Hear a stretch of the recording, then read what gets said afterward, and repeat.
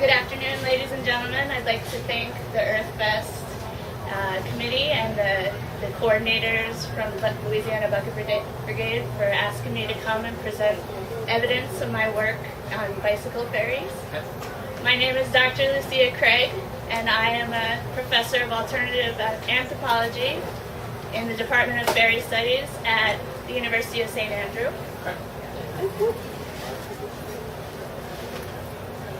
St. Andrew is a small town nestled in woodlands far away from here. There are only 4 stoplights in St. Andrew, and there's a large park situated in the center, at the geographical center of the park. And there are wind chimes hanging from the branches of that tree. So the university, as you can see, is situated on the north side of the park, and in the southwest corner of the park is a commercial zone with various shops. This is a scale model of a ferry, and if I had cluster data to show you, you would see in this corner where the shops are located would be where various ferry sightings have been made, bicycle ferries specifically. And you would note that in this corner is a bike shop. Now in New Orleans, bicycle ferry sightings have been made close to the river, by the bayou, and in Audubon Park. And as Boudreaux notes, bicycle ferries of New Orleans are keenly attracted to tall bicycles. Bicycle ferries are unique among other ferry types because of their devotion to the bicycle. However, they are like most other ferries in that they're unusual creatures that show themselves to very few humans. They typically follow bicycles or watch bicycles just outside of the sight of the bikers. Thus, very few people know of bicycle ferry existence. In 1817, Baron von Dries invented the velocipede, or the walking machine. The walking machine piqued the interest of German garden ferries that were in his area, and as Baumgartner posits, this began the European branch of bicycle ferries. As you can see, this is a standard depiction of a garden ferry, as noted by the wing design and the jaunty clothing.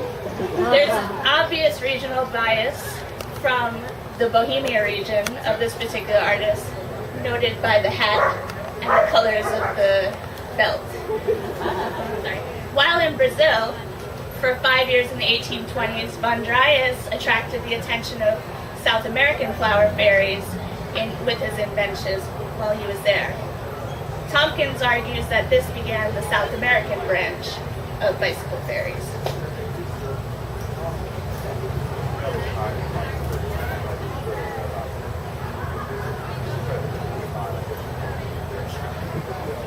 As bicycle designs changed over the years,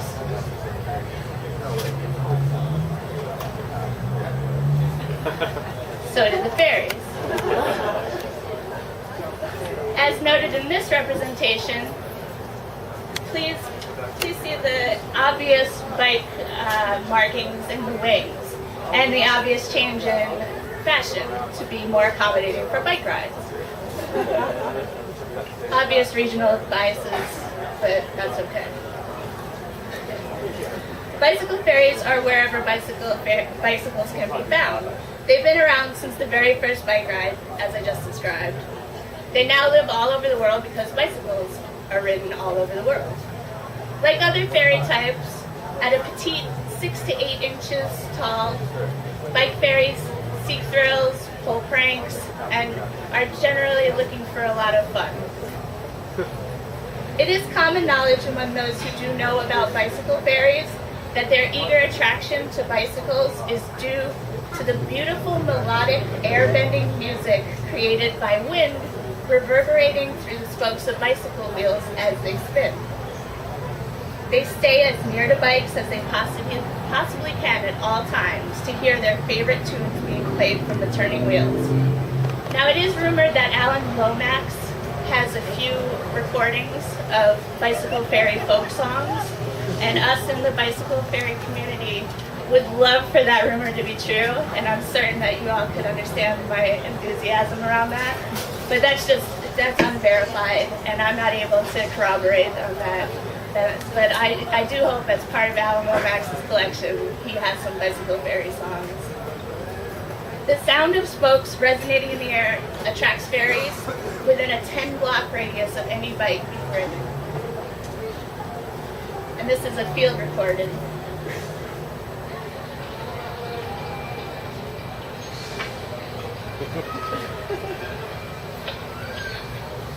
That was a good day. Originally, Bicycle Fairies had wings like other fairies, as I noted before. Over time, the fairies that devoted themselves to bicycles developed wing magic woven into the fibers of their wings. And this phenomenon occurs because of the potency from the resonance of the music in combination with their extreme love for bicycles. And Denton postulates that this generation's fairy wings can be made into spokes for bicycles. But this is extremely classified and not to be shared amongst the general population. This is a very exclusive public viewing here at the Earth Fest, and I think you are a crowd that I can trust this information with. But we in the Bicycle Fairy community obviously don't want any ill or any type of bad harm happening to bicycle fairies in the name of extracting their wings for bicycle spokes. I'm sure you can appreciate the sensitivity of that.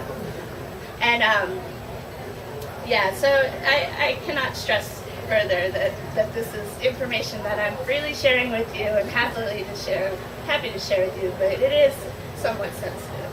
And I appreciate the utmost of discretion for that.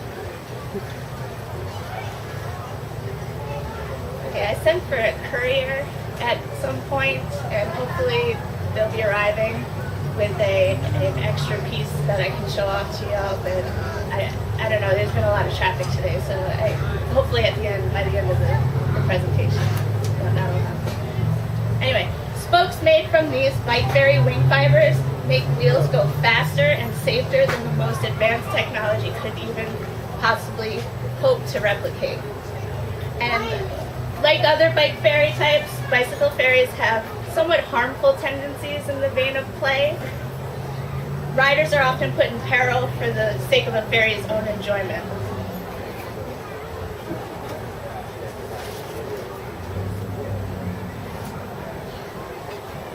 So this looks like somewhat typical of an extreme sports person making an extreme move on his bicycle. What is not shown in this picture, though, there's actually a bicycle fairy situated right behind him, elevating the bike up. And this fairy action is putting him into extreme danger, as his face depicts. So they're known for their capricious behavior, and like all fairies, the bicycle fairies are no exception to that. Bike accidents are due to reckless bicycle fairy interference for nearly 65% of reported cases. And bicycle fairies often ride on either the shoulders of riders or the handlebars of riders so they can gain control of the bike easier, so that they can go the speeds and the type of crazy, risky behavior that they want being shown on that particular bike. So if a rider doesn't go fast enough for the fairy's taste, the fairy will assume control of the bike for their own intended purposes. So recorded observations of bicycle fairy behavior show that some interact with bicycles and riders by knocking out street lamps as riders are passing below at nighttime, or by putting street lamps on as they pass by underneath.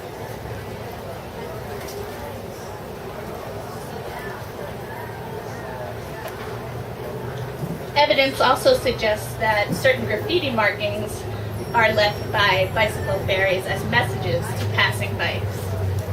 So in this particular shot, it was taken in the field by me when I was doing bicycle fairy research in Oakland. And what is fascinating about this shot is that it's at the base of a street lamp on the curb facing the street. So, clearly, cars passing by would not be able to see this message on the ground. However, bikers passing by at a relatively average speed would be able to catch a glimpse of the message to be divine. Now, I strongly believe that this is great evidence being shown in the field of observation for the presence of bicycle fairies. And like I said, this particular picture was taken in the field in Oakland.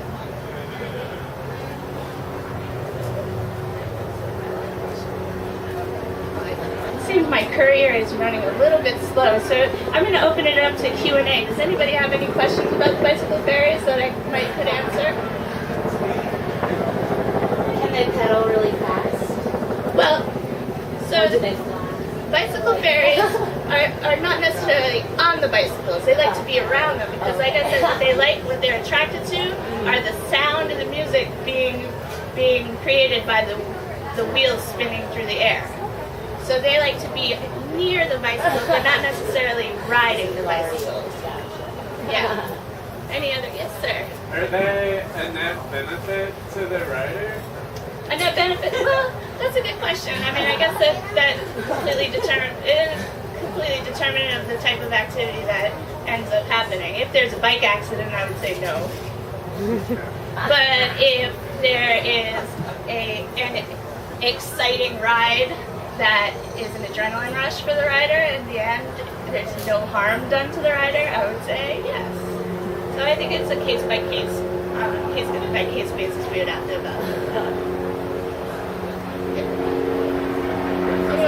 Anyone else? Any other questions? Yes.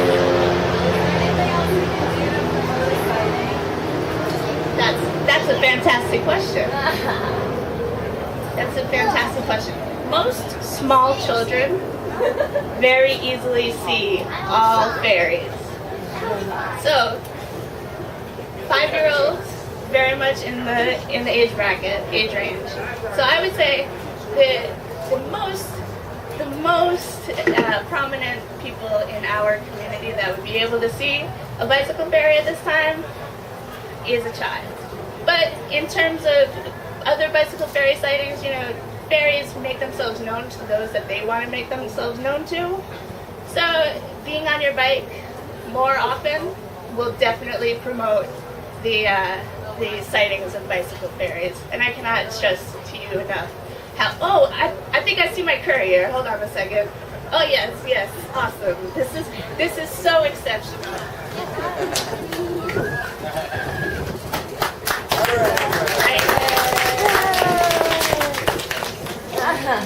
Oh, thank you so much. Sorry. Thank you so much. Like, whoops. Oh my goodness. Hazardous.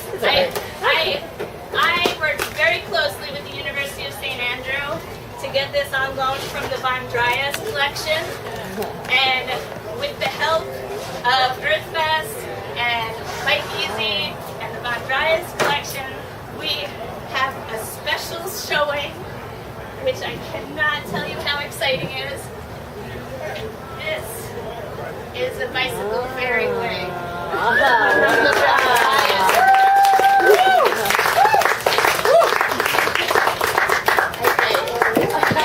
I haven't been so excited in a really long time. Thank you so much. That concludes my presentation for today.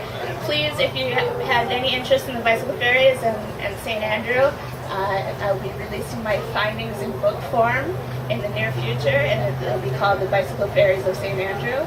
I really appreciate your attention and all the help from everybody that went into making this possible. So, like I said, if you're interested in the meantime, before the book comes out, go out and take a bike ride. Be safe.